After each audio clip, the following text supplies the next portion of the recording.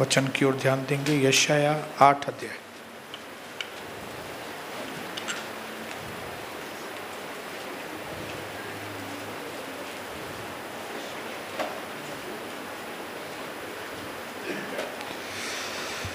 बारह और 13 मैं आपके लिए पढ़ता हूं।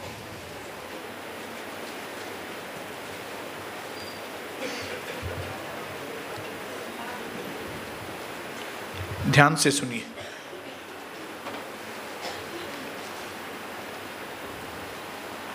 यशाया 8 उसका 12 और 13।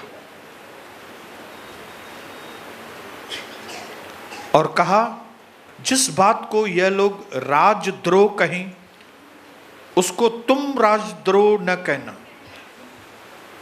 जिस बात से ये दुनिया के लोग डरते हैं उससे तुम नहीं डरना और न भय खाना। सेनाओं के प्रभु ही को पवित्र जानना, उसी का डर मानना और उसी का भय रखना। पवित्र आत्मा बोल रहा है यहां पे कि जिन बातों से ये दुनिया डरती है उनसे तुम नहीं डरना। जिन बातों को दुनिया कर रही है उसको तुम मत करना, लेकिन तुम अपने प्रभु परमेश्वर का भय मानना, उसी का डर मानना, उसी को पवित्र मानना। आमीन।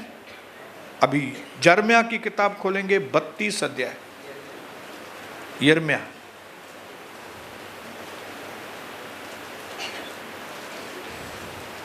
उसका 32 अध्याय उसका 19 वचन।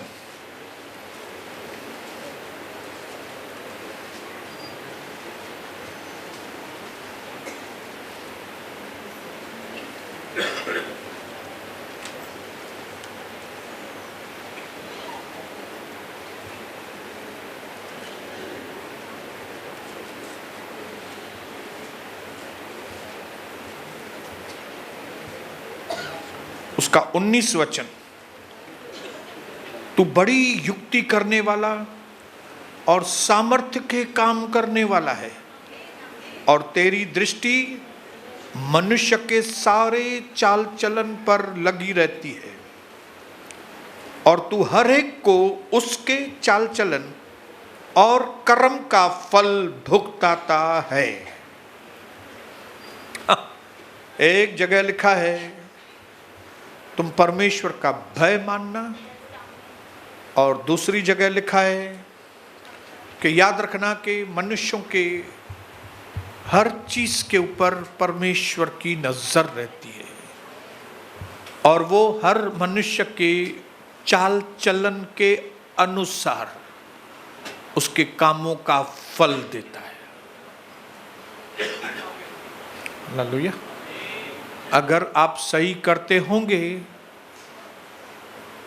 तो वो परमेश्वर आपको सही फल देगा। अगर आप गलत काम करते होंगे, भले वो आपकी दृष्टि में अच्छा होगा, लेकिन अगर परमेश्वर की नजरों में वो गलत है तो आपको उसके गलत नतीजे भुगतने पड़ेंगे। कितना सिंपल है वचन। बोलिए, है कि नहीं सिंपल?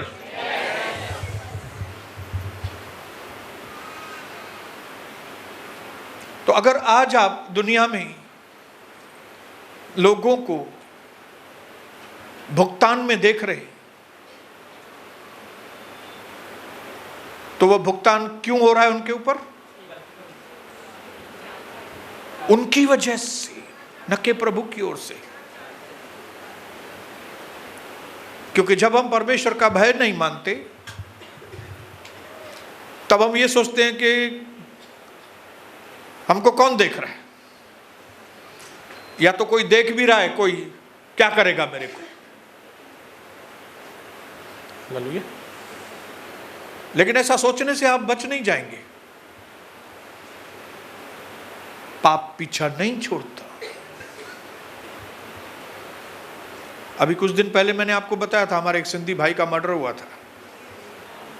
अभी उसका जो कातिल है उसने भागने की कोशिश की, लेकिन हमारी इंडिया की पुलिस नंबर 1, उसको नेपाल के बॉर्डर से पकड़ के लाई। उसने अपना रूप बदलने की कोशिश की। क्या हुआ था? बाल बाल काट दिए थे, टकलू बना दिया था अपने आप को कि ताकि पुलिस नहीं पहचाने। लेकिन हमारे इंडिया की पुलिस, ओह पाटिल साहब,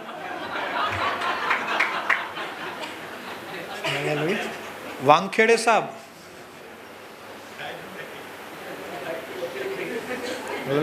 टेम्बड़े साहब, कुलकर्णी,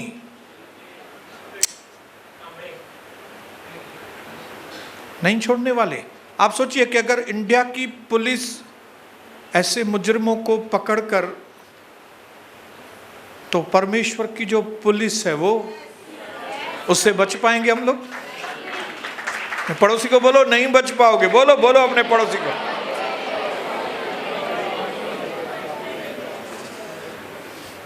इसके लिए हम अपने भरोसे वाले अकाउंट को संभालें, हम अपने चरित्र के अकाउंट को संभालें। ऐसा ना हो वो अकाउंट बंद हो जाए। और अगर किसी वजह से बंद हो गया है तो उसको अकाउंट को वापस खोलने की कोशिश में लग जाए।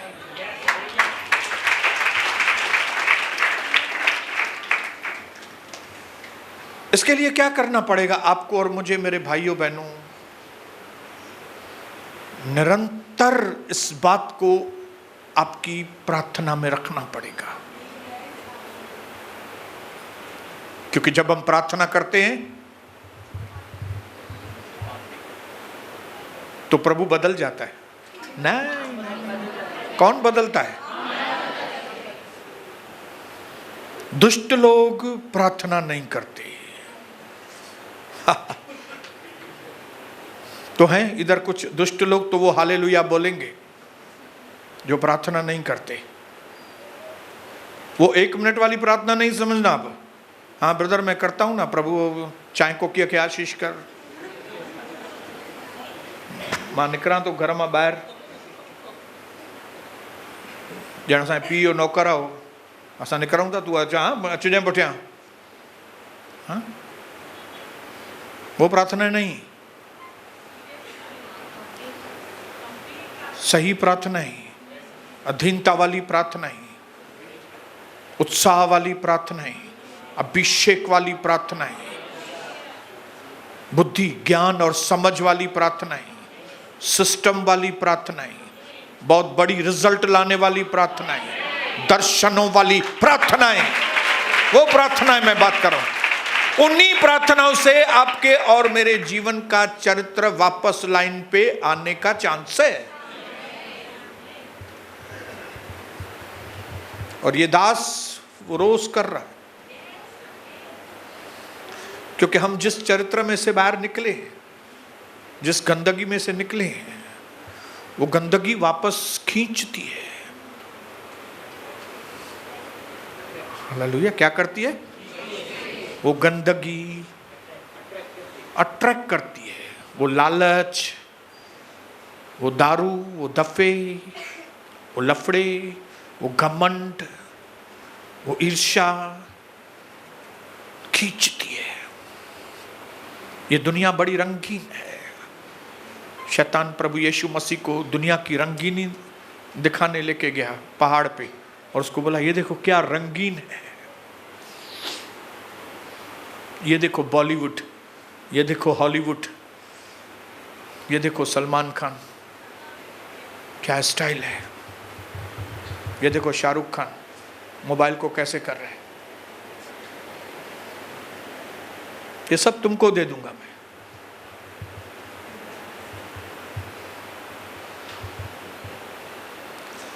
आपके पास भी आता है शैतान, मेरे पास भी आता है। ये सब क्या पवित्र पवित्र बातें कर रहे हैं। एंजॉय करो जिंदगी को। याद करो कितना एंजॉय करते थे, क्या तो दोस्तों के साथ जिंदगी थी। याद करो सोनी, याद करो फैमिली में कितनो ठड़ो ठका वणंदो है। ऐसे करते थे तो लड़की आ जाती थी। खींचता है।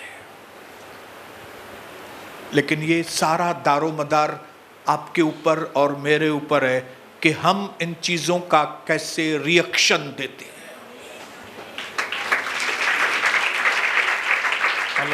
कई बार जो होता है वो हमारे कब्जे में नहीं होता, हमारे कंट्रोल में नहीं होता, लेकिन उसका रिएक्शन क्या देते हैं वो हमारे कंट्रोल में होता है। हालेलुया। और ये जो आपका रिएक्शन है उसमें से आप साबित करते हो कि आप कौन सी लेवल के व्यक्ति हो। हालेलुया। तो आज जो मेरा टॉपिक है भाइयों बहनों वो ये है कि हम अपने खोई हुई संपत्ति को वापस पा सकते हैं। बोलिए, मैं अपनी खोई हुई संपत्ति को वापस पा सकता हूं।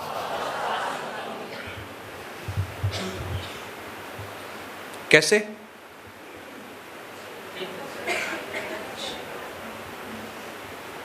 अपने गुनाहों को कबूल करके,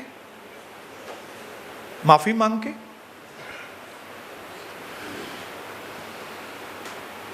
भले वो पहला स्टेप है, लेकिन आपके कबूल करने से अपने पापों को और माफी मांगने से आपका चरित्र ठीक नहीं होता है।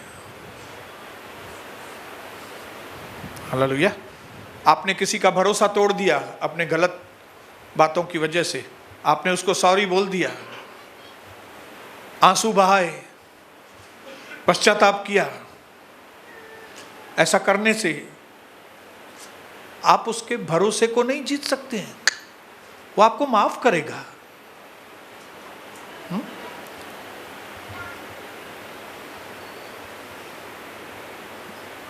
अगर कोई लीडर, कोई पास्टर गलत काम करने में पकड़ा जाए और फिर वेदी पे आके बोले, भाइयों बहनों मुझे माफ कीजिए, मैंने गलत किया है, और आंसू बहाए और कहे मैं पश्चाताप करता हूं, लोग बोलेंगे yes yes pastor, we love you, हम आपसे प्यार करते हैं, हम आपको माफ भी करते हैं। हालेलुया। लेकिन प्लीज आप जरा नीचे आ जाइए, इधर मत खड़े रहिए। बात समझ में आ रही है? हा? पास्टर साहब हम आपसे प्यार करते हैं, हम आपको माफ भी करते हैं, हम आपकी बात को समझ गए हैं, आपसे ये गलतियां हो गई हैं, लेकिन अभी आप नीचे उतरिए, अपने उस खोई हुई चीज को वापस लेके आइए, फिर यहां पे खड़े होकर प्रचार कीजिए।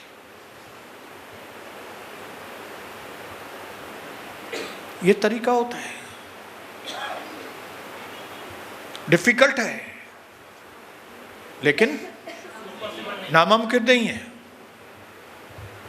हर एक इंसान कई बातों में कमजोर होता है, फितरत में होता है इंसान की, ठोकर खाकर फिर सुधरता है। सीधे तरीके से कई लोगों को समझाते हैं, नहीं सुधरते जब तक के ठोकर खाता है। जो आशीषें थी वो गंवाता है, गंवाने के बाद रोता है, आंसू बहाता है, गिड़गिड़ाता है, फिर बाद में जब तरसा तरसा के उसको वो चीज मिलती है फिर कदर करता है। नहीं तो ऐसे कदर नहीं करता। वो इंसान की फितरत है। हालेलुया। और आपके और मेरे चरित्र को वापस से बनाने का जो सबसे पहला स्टेप परमेश्वर करता है, किसी अपने दास के द्वारा या किसी दासी के द्वारा या वचन के द्वारा, किसी भी तरीके से, वो पहली चीज जो हमारे जीवन की नींव है, वो वापस से उसके अंदर वो नींव डालना चाहता है, और वो है परमेश्वर का भय।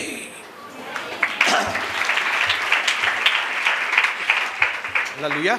आप कमजोर हो गए, आप अंदर से खोखले हो गए, अपने अंदर की ताकत खो दिए, तो डॉक्टर सबसे पहले आपके अंदर ग्लूकोज डालता है।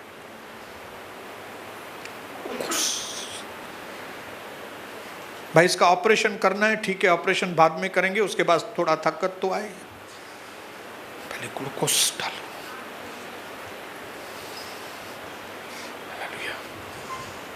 क्योंकि परमेश्वर का भय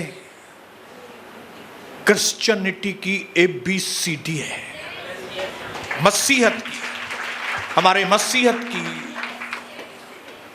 ABCD जो शुरुआत है वो है परमेश्वर का भय। किसी भी प्रभु के दास की सेवा जब शुरू होती है तो परमेश्वर उसको जो इंस्ट्रक्शन देता है, उस इंस्ट्रक्शन में पहली बात प्रभु उसको बोलता है कि मेरा भय रखना, तुम मेरा भय रखना। क्यों? क्योंकि परमेश्वर का भय बुद्धि की शुरुआत है। हम चरित्र में नीचे क्यों गिरे?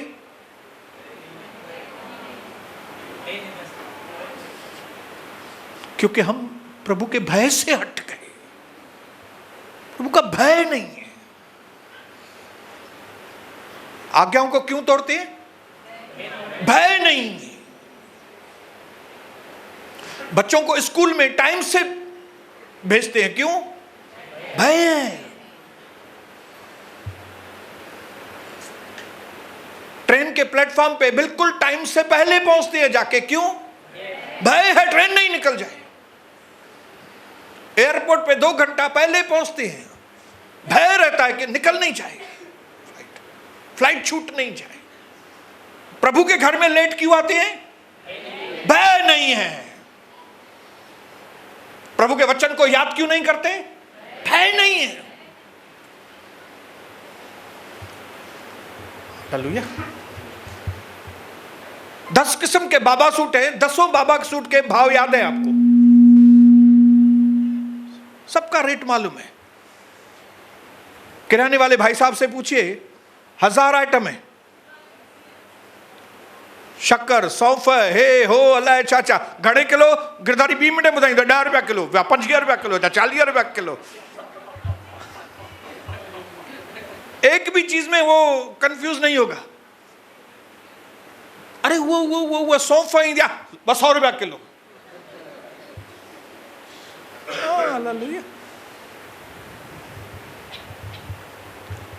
लेकिन वचन याद करने के लिए मदर लाइव में बैठे ही नहीं थे, इधर तो बैठे थे ना, फिर भी क्यों नहीं वचन याद करते हो? क्योंकि भय नहीं है। हमारे गिरने का जो मेन कारण है वो क्या है?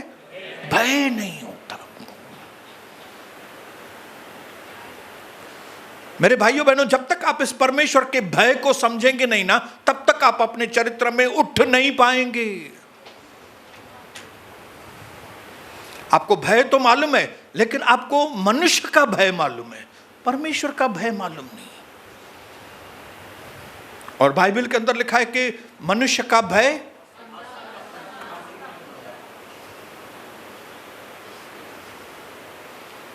और जिनके पास परमेश्वर का भय नहीं है, उसका रीजन है कि उनके पास मनुष्य का भय है। धीरे से बोलूंगा, खाली बोलते नहीं जाऊंगा। क्यों नहीं है लोगों को परमेश्वर का भय? हमारे विश्वासियों कई लोगों को प्रभु का भय नहीं है। क्यों? उनको मनुष्य का भय है। लेकिन जिस दिन आपको परमेश्वर का भय आएगा ना, मनुष्य का भय चला जाएगा। और परमेश्वर का भय होने की सबसे पहली निशानी होती है कि वो आदमी प्रभु की आज्ञाओं को मानता है। और खाली प्रभु की आज्ञाओं को मानता नहीं है, परमेश्वर की छोटी से छोटी आज्ञा भी मानता है। क्यों? क्योंकि उसके अंदर परमेश्वर का भय है। हालेलुया। जिस दिन मेरे भाइयों बहनों हम परमेश्वर के भय का मतलब समझेंगे और परमेश्वर का भय मानना सीखेंगे, आपका चरित्र रिस्टोर होता जाएगा।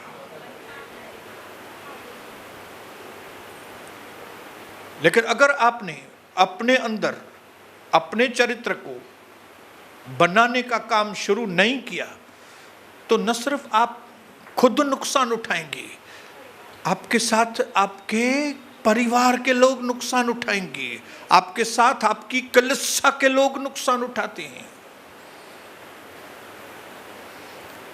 जब हाईवे पे कार खराब हो जाती है तो आप कार को हाईवे पे छोड़ के चले नहीं जाते। क्यों? अगर आप हाईवे पे कार छोड़ के चले जाएंगे, वो आपकी खराब कार कई दूसरों के लिए मौत का कारण बनेगी। आप क्या करते हो? उस कार को रिपेयरिंग के लिए लेके जाते हो, टोइंग कराते हो। जब हमारा एक्सीडेंट हुआ था नगर रोड पे, हमारी कार बिल्कुल खराब हो गई थी। हम रात को 1 बजे भी उसको क्रेन बुला के टोइंग करके लेके गए आला फाटा पे, वहां पे उसको रिपेयर कराया। धीरे धीरे करके सुबह को वो कार से हम लोग घर पहुंचे। क्यों? क्योंकि ये जरूरी था। वैसे ही आपका चरित्र डैमेज हुआ है, लोगों का भरोसा आपके ऊपर से उठ गया है। परमेश्वर का भरोसा उठ गया है आपके ऊपर से। आपकी ब्लेसिंग क्यों चली गई? क्योंकि भरोसा उठ गया है।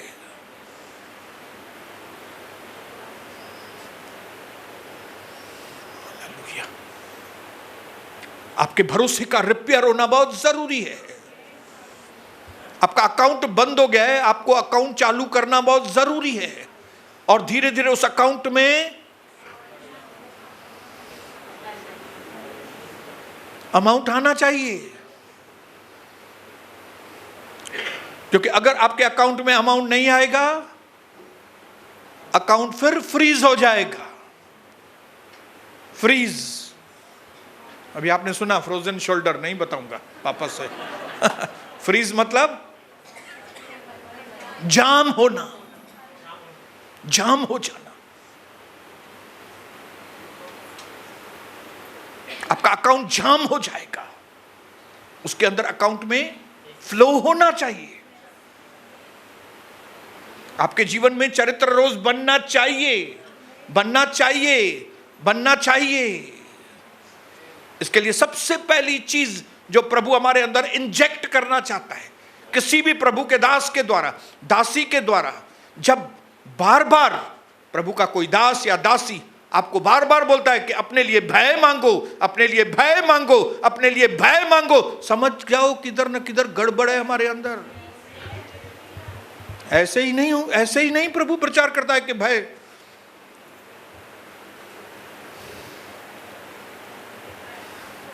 जब कभी वचन आता है प्रभु का भय मानो, पर्सनली लेना आप आपके ऊपर। मैं पर्सनली लेता हूं, वो मेरे लिए भी है, आपके लिए भी है। जिंदगी में कभी यह नहीं बोला मेरे को देख के पास्टर बात करता है, आपको ही देख के बात करूंगा ना।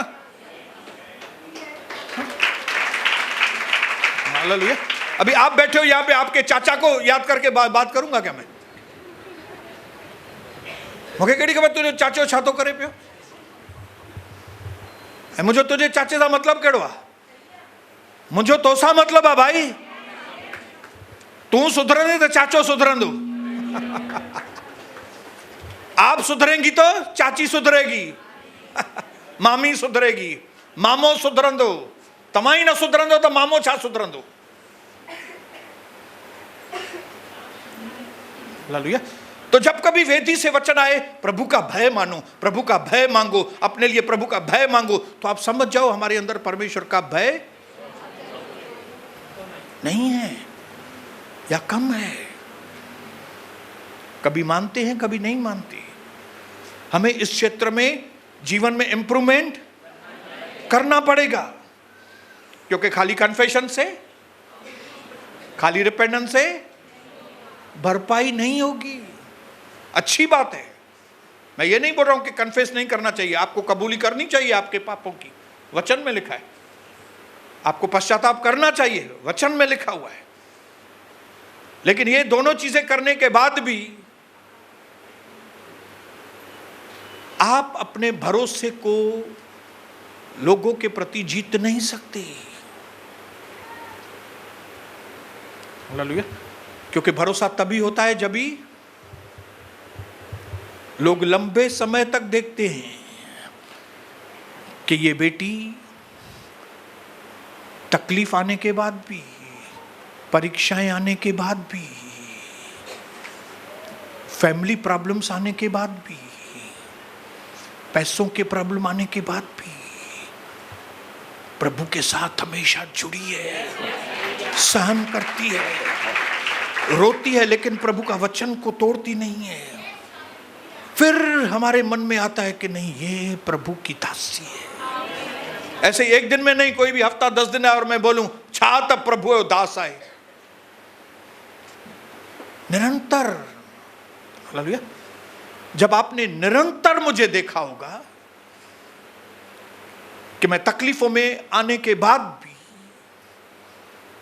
कोई वक्त था पैसों की तकलीफ होने के बाद भी, कोई वक्त था फैमिली प्रॉब्लम होने के बाद भी, कोई वक्त था दूसरी तकलीफें आने के बाद भी, कोई वक्त था बाहर का आक्रमण होने के बावजूद, कोई वक्त था अंदर से आक्रमण होने के बावजूद मैं टिका रहा, शिक्षाओं में बना रहा। तब आपके मन में मेरे प्रति भरोसा आता है। हालेलुया। भरोसा जीतना खिचड़ी बनाना नहीं है।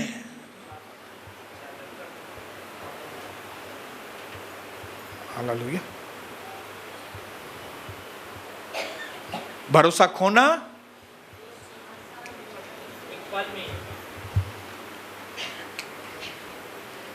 दो मिनट का काम है, भरोसा खोना।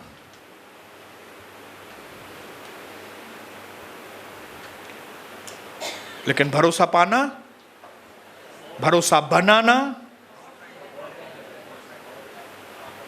लंबा टाइम लगता है। बोलो लंबा टाइम लगता है, लंबा time.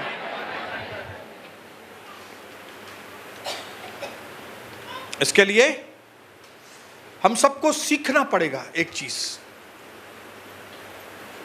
How to fail successfully. Hindi में लिखियो है, हिंदी में मन।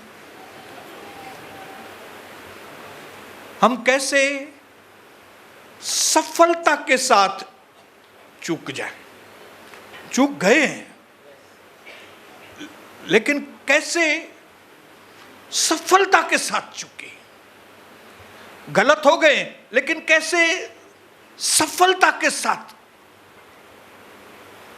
उसमें से उठे।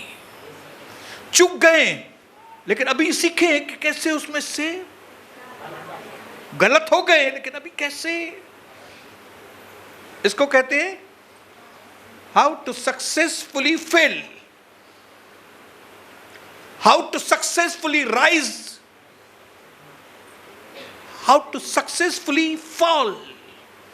गिर रहे हैं, अभी गिर गए, लेकिन कैसे सफलता के साथ गिरे। टंगू माऊ न भजन। आपने देखा कई बार एक्टिवा का या गाड़ी का एक्सीडेंट होता है। अभी एक्सीडेंट तो हो गया है, लेकिन उस एक्सीडेंट के वक्त भी कई लोगों का दिमाग काम करता है और वो इस तरह से कलाबाजी मारता है कि हाँ किरे होता है टंगू माऊ न भजन।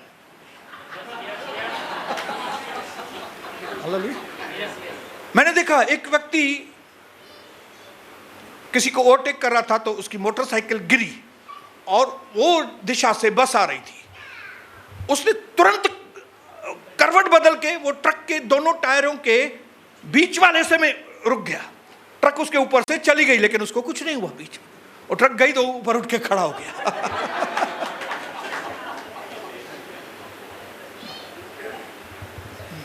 जिसका मतलब है उसका एक्सीडेंट तो हुआ, लेकिन उसका सफलतापूर्वक एक्सीडेंट हुआ।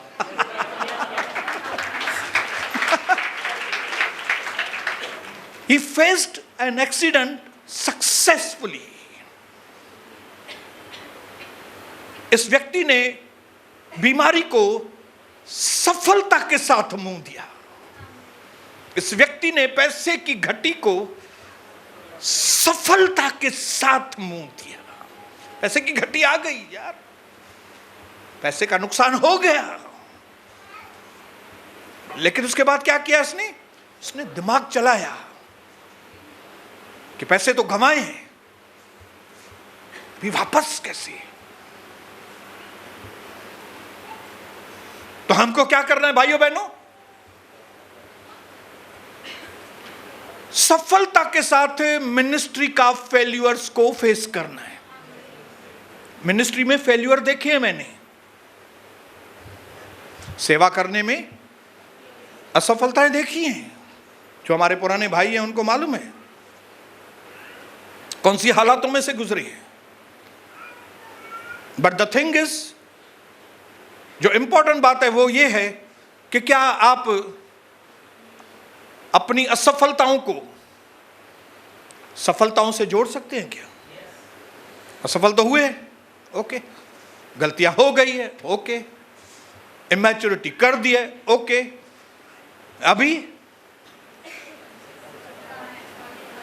अभी आप अपनी असफलता को सफलता के साथ जोड़ने का प्रोसेस जानते हैं कि नहीं?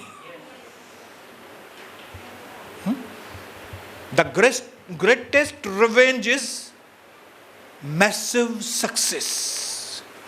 किसी ने आपसे दुश्मनी की है, आपको नुकसान पहुंचाया है, आपको तुच्छ समझा है, आपके ऊपर हंसा है वो, और बोला ये क्या करेगा, ये कुछ भी नहीं, ये क्या करेगी, ये तो कुछ भी नहीं है, और आपको बदला भी लेना है, लेकिन बड़ी सफलता के साथ बदला लेना है। तो क्या करेंगे? आप उस व्यक्ति को कुछ बन के दिखाएंगे।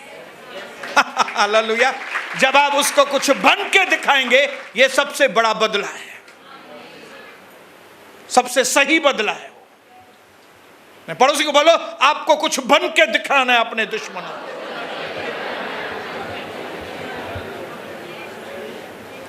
दुनिया में जितने लोग भी मेरे ऊपर हंसे हैं, मुझे उनसे बदला लेना है। लेकिन कैसे? उनको मार के नहीं। कैसे? स्पिरिचुअली सफल बन के, पारिवारिक रीति से सफल होके, पैसों में सफल होके, धंधे में सफल होके, हर क्षेत्र में सफल होके दुश्मनों को बताना है, मैं वही हूं, मैं वही हूं। जिस पत्थर को राजमिस्त्रियों ने निकम्मा ठहराया, वही कोने का सिरा हो गया। और अगर ऐसा करने का आपने डिसाइड किया, तो सबसे पहली चीज जो आपको आपके अंदर इंजेक्शन जाके डॉक्टर से लगानी पड़ेगी, वो डॉक्टर की इंजेक्शन है परमेश्वर का भय। ये भय डालना है आपके अंदर। भय मुझे अंदर भाव दो कि आपकी टांगे कांपे, हाथ कांपे जब आप गलत काम करें। आपके अंदर भय मांगिए। जब आप किसी बहन को गलत निगाह से देखें, टंगूड़ा कन तवाजू। जब आप कलीसिया के कोई नियम को तोड़ें, टांगे आपकी कांपे। जिस चीज के लिए आपको मना किया है, जब आप वो चीज करें, आपकी टांगे कांपे उस बात के लिए। जबान थरथराए आपकी कि परमेश्वर देख रहा है मुझे। यहां से आपके चरित्र की, अच्छे चरित्र की वापस से शुरुआत होगी।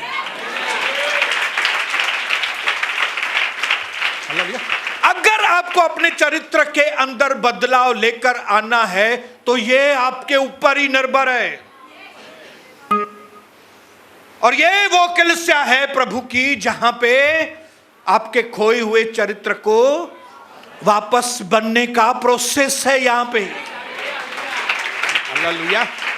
एक व्यक्ति जब तक अकाउंटिंग में नहीं आता तब तक वो आदमी अपने चरित्र में आगे नहीं बढ़ सकता। अकाउंटिंग, हिसाब किताब, आपके ऊपर जब तक ऐसा कोई व्यक्ति नहीं है जो आपसे हिसाब किताब ले, अगर आप हिसाब किताब देने वाले के अंडर नहीं है, आप अपने चरित्र में नहीं बढ़ेंगे।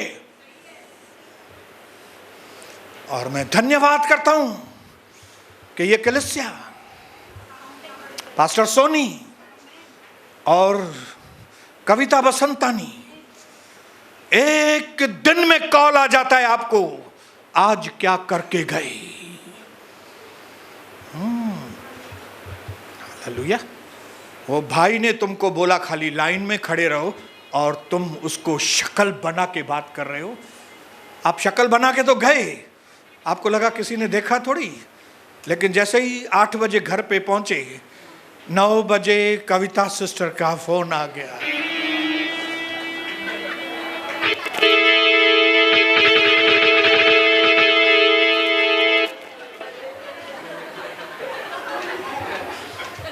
Hallelujah, hallelujah.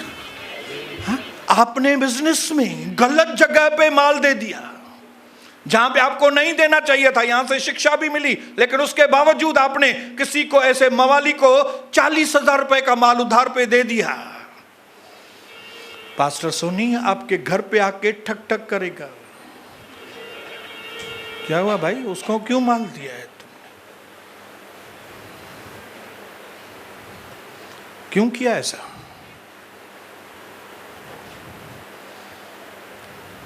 फोन आ जाएगा, कॉल आ जाएगा। ये वो कलीसिया है, ये वो कलीसिया है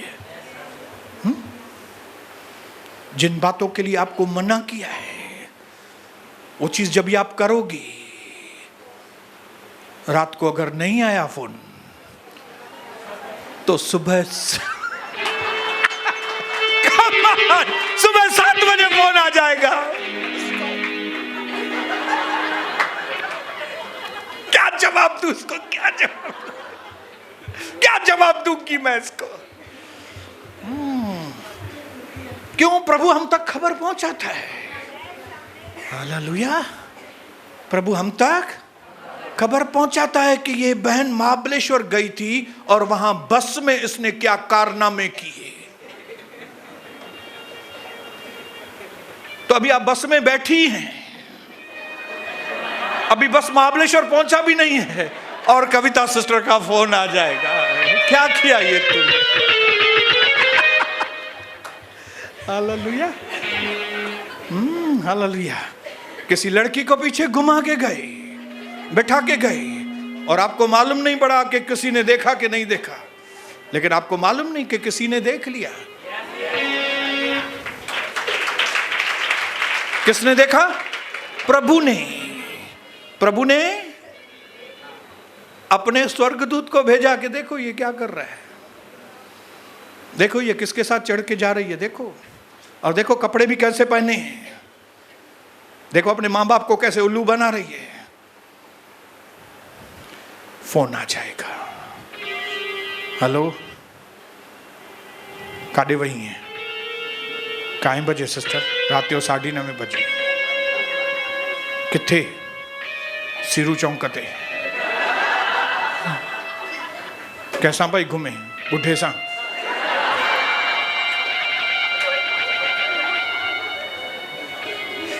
यहाँ अकाउंट है, यहाँ अकाउंटिंग है।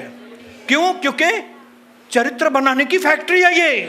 अकाउंटिंग उसका पार्ट है। अकाउंटिंग बोलो, अकाउंटिंग बोलो, हिसाब किताब लेना। अरे भाई मैंने 500 रुपए आपको दिए, 3 वड़े लेके आए, 4 इडली लेके आए और 5 समोसे लेके आए, बाकी ये इसमें तो 20 रुपया कम है। क्या किया 20 रुपए का? विमल खरीदा क्या? क्या किया 20 रुपए का?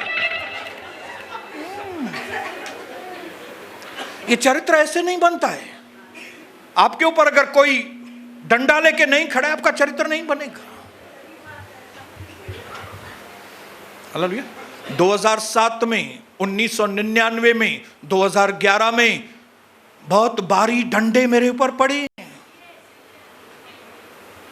ये आदमी भी ऐसे ही नहीं सुधरा है। जो बातें मेरी नजरों में छोटी हैं, वे परमेश्वर की नजरों में बहुत बड़ी हैं।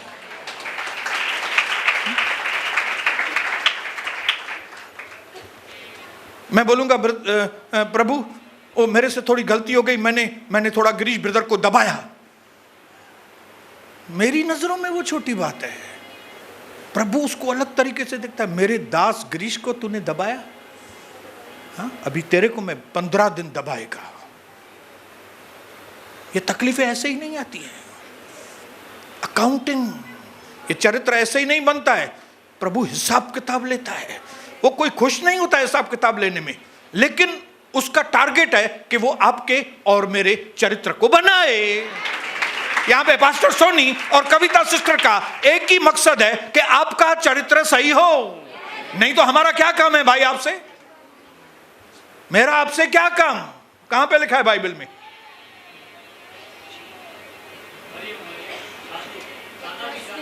हाँ?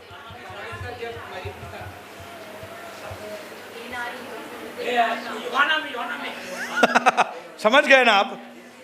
चलो आप समझ गए तो बस ठीक है। मेरा आपसे क्या काम?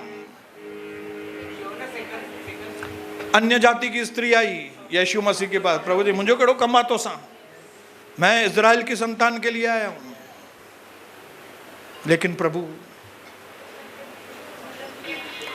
आपकी जूठन भी मेरे लिए अच्छी है, तुम ठीक हो गई। अरे कोई अपने ऊपर आए ना तो प्रभु को खुश करना कितना कठिन है क्या? थोड़ा भी कठिन नहीं है। ये अन्य जाति की स्त्री जो बराबर से जानती भी नहीं यीशु मसीह को, तभी भी उसने अपने अंदर से विश्वास के द्वारा उसने प्रभु को खुश कर दिया। आप नहीं खुश कर सकते। 10 साल हो गए आपको, 15 साल हो गए, 20 साल हो गए प्रभु में, आप नहीं खुश कर सकते प्रभु को।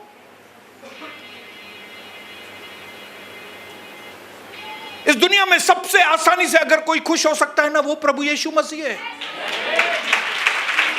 मानुन के खुश करना, अरे लोगों को खुश करना।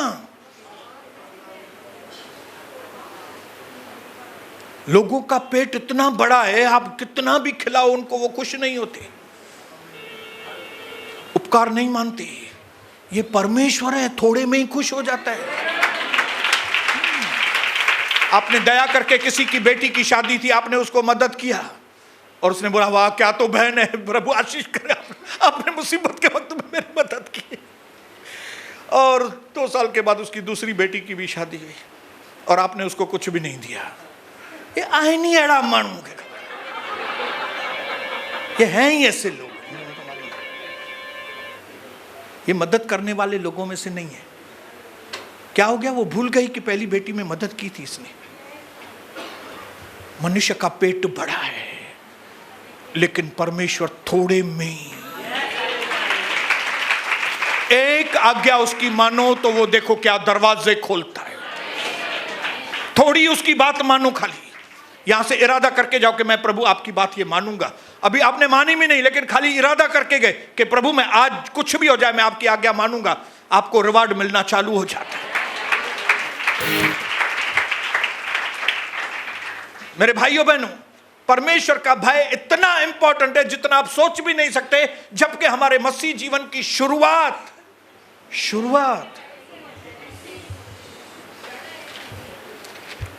पढ़िए नीति वचन 28-14, जोर से पढ़े कोई भाई या बहन। जो दुष्ट से कहता है कि तू निर्दोष है, उसको तो हर समाज के लोग शाप देते हैं और हर जाति के लोग धमकी देते हैं। नीति वचन 28-14, एक मिनट। हाँ, जो मनुष्य निरंतर परमेश्वर का भय मानता है वह ब्लेस्ड है, परंतु जो अपना मन कठोर करता है वो विपत्ति में जाके पड़ता है। तो परमेश्वर का भय एक निशानी है। किसकी? आप भय मानते हो, आप ब्लेस्ड हैं, आपके ऊपर आशीष है। ये क्या निशानी है? आप परमेश्वर का भय मानते हो। तो कितने लोगों को आशीषित होना है? नंबर 2, जल्दी से वचन पढ़ेंगे 32-40 यिर्मयाह, भजन संहिता नहीं। मैं उनसे यह वाचा बांधूंगा कि मैं कभी उनका संग छोड़कर उनका भला करना न छोड़ूंगा, और अपना भय मैं उनके मन से ऐसा बुझाऊंगा कि वे कभी मुझसे अलग होना न चाहेंगे। परमेश्वर ने प्रॉमिस किया है, वो आपके अंदर अपना भय डालेगा। हालेलुया। क्या किया है परमेश्वर ने? प्रॉमिस किया है। प्रभु ने वायदा किया है, वो आपको ऐसे ही छोड़ नहीं देगा। वो इस तरीके से, उस तरीके से, इस तरीके से, उस तरीके से, कैसे भी करके वो आपके अंदर अपना भय देगा। क्यों? प्रभु को मालूम है इस भय के द्वारा बुद्धि आएगी, इस भय के द्वारा वो पाप से दूर रहेगा, इस भय के द्वारा वो मेरा नाम रोशन करेगा। नंबर 3, आखिरी चीज 86:11 साम्स, भजन संहिता 86:11। हे यहोवा, अपना मार्ग मुझे दिखा, तब मैं तेरे सत्य मार्ग पर चलूंगा। मुझको एक चित्त कर कि मैं तेरे नाम का भय मानूं। यहां पे प्रभु का दास मांग रहा है प्रभु से, मुझे अपना भय सिखा। मेरे भाइयों बहनों, हम दुनिया के बिल्कुल अलग लोग हैं। हम संसारी लोग नहीं हैं। संसारी लोग कौन से हैं? ओ माय गॉड, वो ओ माय गॉड वाले लोग हैं। हम प्रभु के लोग हैं। आपने सुना है ओ माय गॉड बोलने वाले? हाँ? जो चीटर लोग भी हैं, जब वो फिल्म देखते हैं और फिल्म देखने के बाद कोई एक्साइटिंग चीज, ओ माय गॉड, अरे तू तो चीटर है। लेकिन उनको ओ माय गॉड क्यों बोल रहे हैं? उनको गॉड के बारे में एक्चुअली मालूम ही नहीं। ओ माय गॉड वाले लोग हैं। कपड़े उल्टे सीधे पहने हैं लड़की ने, थोड़ी एक्सीडेंट से बच गई, ओ माय गॉड, अरे ओ माय गॉड। और कपड़े कपड़े क्या पहने हैं तुमने? Oh my God. कितने लोगों के मुंह से आपने सुना है ओ माय गॉड? तो क्या वो परमेश्वर का भय मानने वाले लोग?